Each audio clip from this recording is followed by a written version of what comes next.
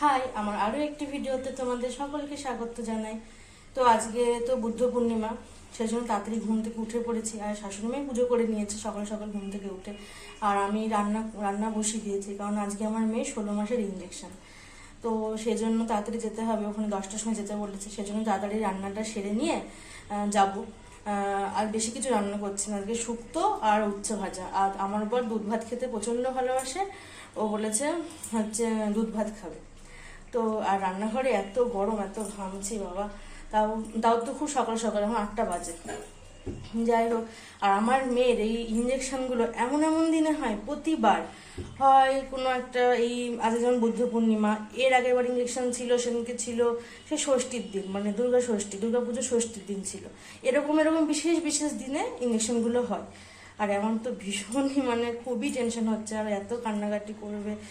মায়ের মন বুঝতেই পারছো, মানে এখন আর 4টে দেবে, তাও আবার 1-2টো না, 4টে। আমরা বড়রাই সহ্য করতে পারি না, সেখানে ও তো কত ছোট। 2 হাতে 2টো, 2 পায়ে 2টো হাত, মানে খুবই ব্যথা হবে। তো এই নিয়ে ভীষণ টেনশনে আছি।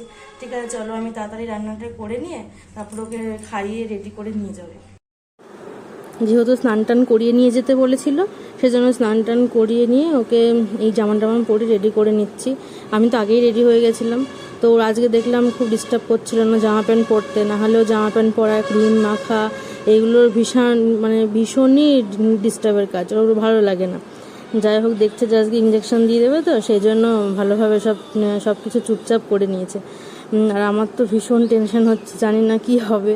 আমার নিজেরই ইঞ্জেকশন দেখলে এত ভয় লাগে, তারপর আমার মেয়েটাকে দেবে গো, আর 4-4টে দেবে, আমার খুব টেনশন হচ্ছে।